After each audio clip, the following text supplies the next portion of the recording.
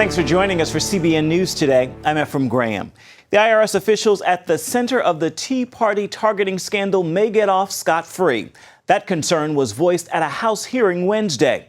It comes as new evidence shows Lois Lerner was clearly biased against conservatives, even using profanity and name-calling when talking about them.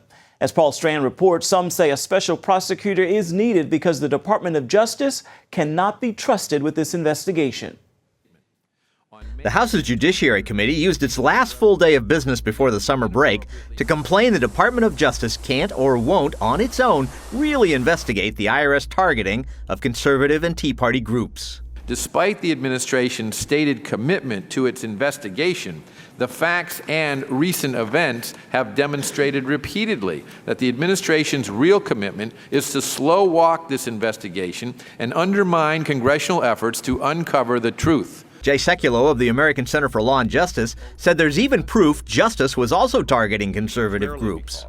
We have an email that shows that the Department of Justice was basically in collusion with the IRS to manufacture criminal cases against our clients with no evidence of anything.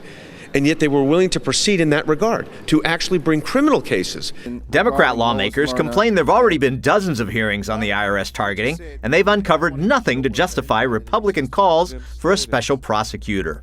The committees have not uncovered one shred of evidence to suggest that the involvement of senior officials. The effort here today is about as realistic as a fishing expedition for the Loch Ness Monster. Sekulow said he himself has evidence the Department of Justice needs to recuse itself because of suspected wrongdoing against conservative groups. Having the Department of Justice investigate itself when they may well have violated the criminal code by violating civil rights is absurd, and they should appoint a special counsel. If there was ever a need for a special counsel, this is that example. And Republican Congressman Trent Frank said this is a matter of profound significance, whether Americans can trust their own government. If indeed the IRS is guilty of using the power of the federal government to discriminate against people on the basis of political motivation, then the entire rule of law here is at stake. Adding fuel to the fire are newly discovered emails by Lois Lerner, the former IRS official at the heart of the investigation, showing her own apparent disdain for conservatives. She labeled some of them, quote, crazies, and also called them an obscene body part. And she suggested they would be more likely to bring down America rather than foreign terrorists. Sekulow said it shows a government where bureaucrats are out of control. That's why they're able to put out emails with these kind of nasty, who even would think about writing an email like that on a government computer? And yet they do it with impunity. Opponents of hearings like these say they can't understand why they keep going on. But those who want something done about this IRS targeting of conservative groups say because they're not getting any action, that's why they have to keep coming back to Congress and asking for some. Paul Strand, CBN News, Capitol Hill. The House has approved a plan to sue President Obama, saying he overstepped his constitutional authority on a wide range of issues. Democrats say the move is merely political, and both sides have already made it a campaign issue. Heather Sells has more on what this legal strategy means and where it's going. Republicans say the president has exceeded the bounds of his office. Their main complaint, unilateral changes he made in implementing Obamacare. House Speaker John Boehner says the president has acted with, quote, king-like authority and overreached in a range of areas, including the recent decision to swap 5 Taliban prisoners in exchange for captive Sergeant Bo Bergdahl. Are you willing to let any president choose what laws to execute and what laws to change? Are you willing to let anyone tear apart what our founders have built? Republicans say their legal action was designed to prevent further power grabs by the president. Wednesday's vote fell mainly along party lines. On the road in Missouri, the president dismissed the suit and accused Republicans of wasting time. This is a political stunt, but it's worse than that because every vote they're taking like that means a vote they're not taking to actually help you.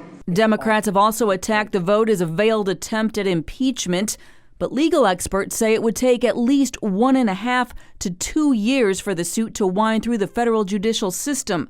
And Obama leaves office in January of 2017. It's also unclear if the suit will even survive. Federal courts do not like to intervene in disputes between the White House and Congress, and the House will have to prove that it's been harmed by the president's actions. Heather Sells, CBN News. Even before the vote, congressional Democrats raised $1 million on Monday as they cashed in on rumors the Republicans were planning to impeach President Obama. Republican leaders say that talk is nonsense. House Speaker John Boehner calling the Democrats' fundraising efforts a scam. The impeachment drive is one of the latest fronts in this midterm election year, as Democrats try to stage a long-shot attempt to take back the House from Republicans. A nonpartisan probe is exposing what caused that botched rollout of the president's healthcare overhaul last fall, and the blame rests on management failures by the Obama administration.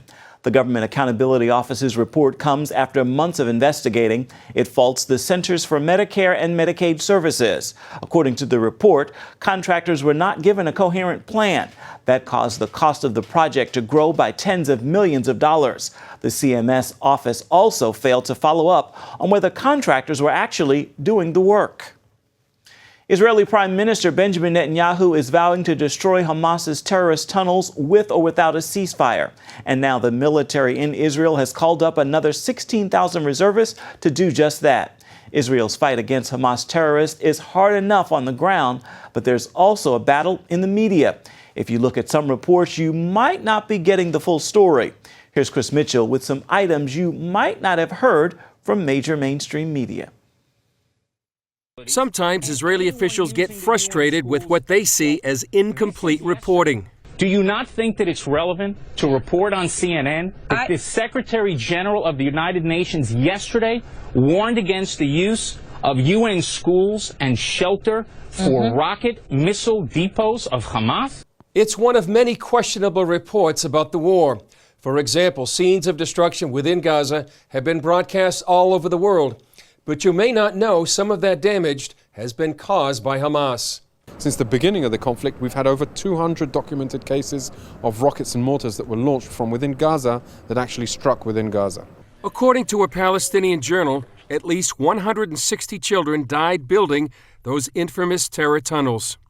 Rockets are fired from civilian homes, sometimes against the will of the homeowners. Dr. Lobel from Barzilai Medical Center once treated a woman from Gaza. She told us that she and her husband were forced to be locked in their room, in their apartment, and the Hamas shot rockets from her courtyard. The current Palestinian death toll is estimated at more than 1,300. This highly reported number, however, can be deceiving. The Mir Amit Intelligence and Information Center studied the Hamas figures and concluded the Palestinian numbers quoted by the UN, other international organizations, and the media are based mostly on Palestinian sources in Gaza, who have a vested interest in showing that we're killing many civilians. At the beginning of the conflict, according to Memory, the Hamas ministry issued guidelines of how Gazans should report the news. They said, anyone killed or martyred is to be called a civilian from Gaza. Don't forget to always add innocent civilian. Begin your report with the phrase, in response to the cruel Israeli attack. And do not publish close-ups of masked men with heavy weapons. Many homes are booby-trapped. If you walk into a kitchen, a booby trap on the toaster, booby trap on the refrigerator. It's the family booby traps. And I'm hard-pressed to think that Hamas did this at the last minute. Hamas prepared for this. Israel's defense ministry supplies Gaza with tons of food, fuel, and medical supplies on a daily basis. While Article 7 of the Hamas Charter calls for the killing of Jews, Israelis don't celebrate the deaths in Gaza the way many Palestinians celebrate Israeli deaths. Any Israeli that I know is horrified by the civilian deaths in Gaza. The current conflict reminds some of the statement by the late Israeli Prime Minister Golda Meir. She said, "We can forgive the Arabs for killing our children. We cannot forgive them for forcing us to kill their children. We will only have peace with the Arabs when they love their children more than they hate us." Chris Mitchell, CBN News, Jerusalem. And it's another story you rarely hear in mainstream media. Palestinians living in Gaza criticizing Hamas and calling for better relations with Israel. Well, our senior international reporter George Thomas found a few of them and brings us their exclusive stories from the war zone inside Gaza.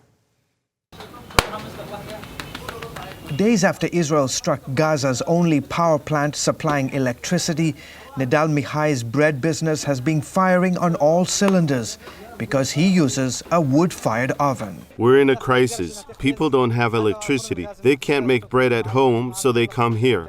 So who do people in Gaza blame for the war? Hamas or Israel? Well, even asking that question can potentially get you in trouble. Business is certainly hopping at this.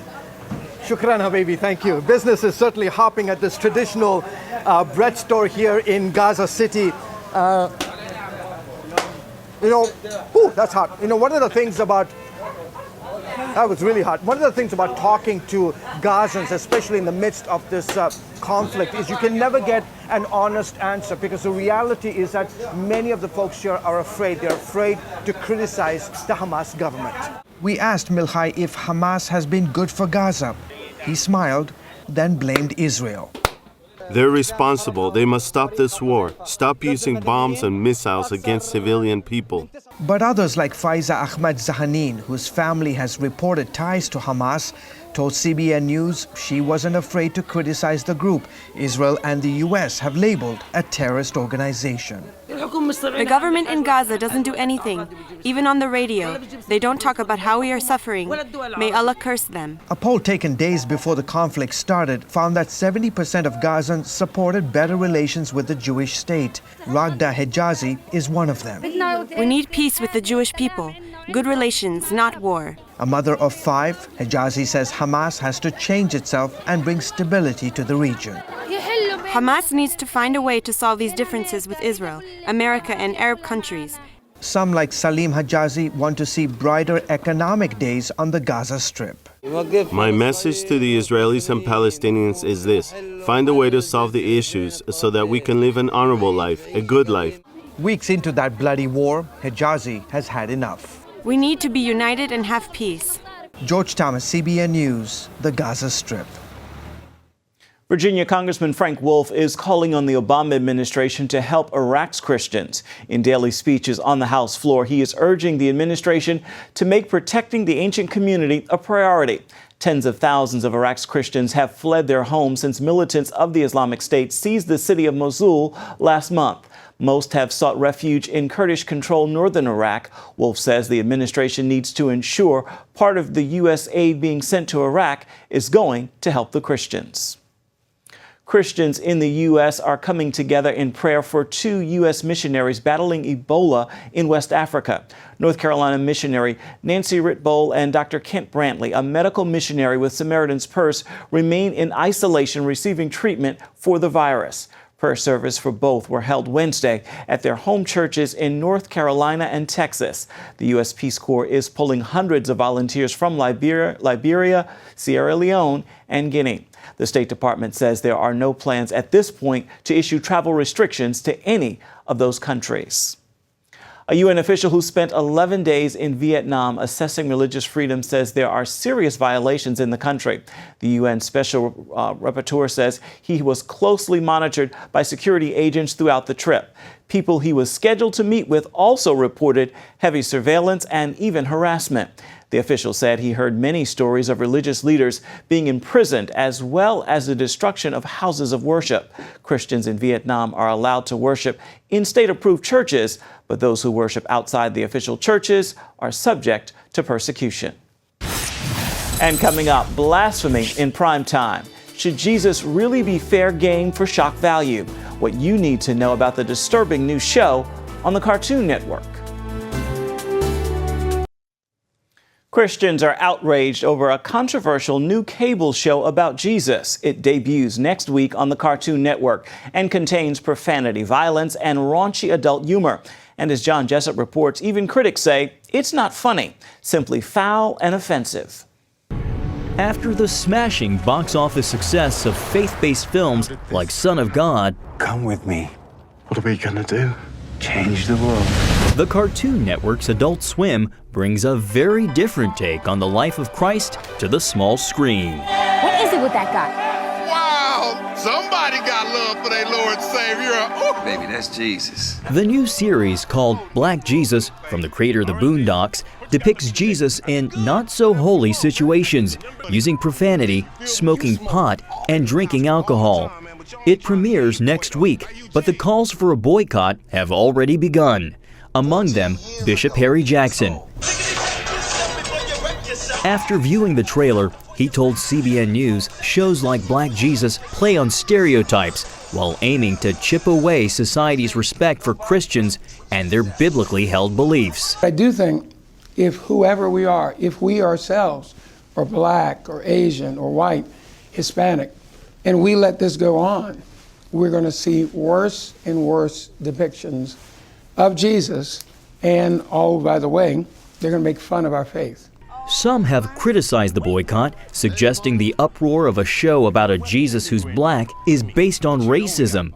But Tim Graham, who monitors bias in the media, says the outrage isn't about the color of Jesus' skin, rather what he describes as the media's long record of mocking the Christian faith. There is nothing objectionable about the color of Jesus when you love Jesus, and there's nothing wrong with Jesus coming to an inner city neighborhood in Los Angeles, but that's of course not the way the media is going to try to portray it. And let's be straight, Hollywood's in no way interested in spreading the gospel of Jesus Christ. We asked for comment from Adult Swim's parent company, the Turner Network. It provided CBN News with this statement saying, Black Jesus is a satire and one interpretation of the message of Jesus played out in modern-day morality tales.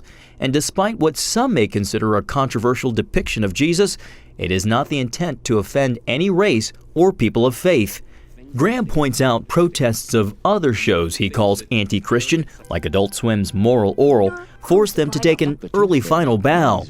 Jackson believes Christians should also focus on getting in on the game themselves to get the last laugh. We as believers have got to use our craft to tell our stories. What we really need to do as a community is take this opportunity for this culture war and for us to engage with fire fighting fire, meaning creative media coming against their creative media, our truth coming against their absence of truth. And in this case, challenging the notion of what's humorous against what's holy. John Jessup, CBN News, Washington.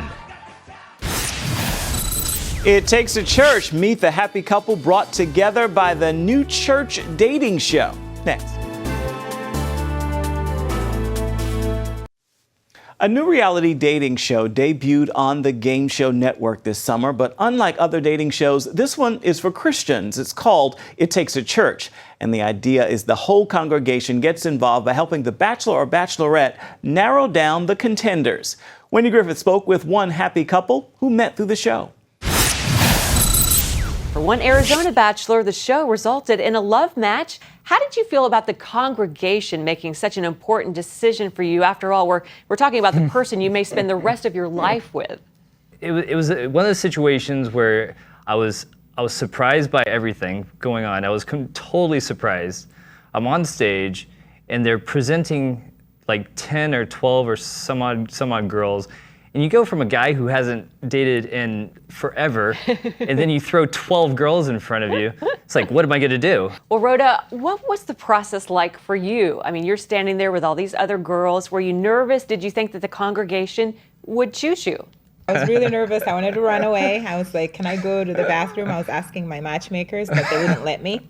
And the church that he goes to, I don't go to that church. I go to a different church. So when it came down to picking the girls, I was nervous because I wasn't sure if they would pick me because I normally don't go to that church. Yes. You have this great date where you're both going horseback riding, I think for the first time. And Randy, you finally had to make a decision, and you did pick Rhoda. What was it about her that made her the one? It was that date. It was that day that I knew.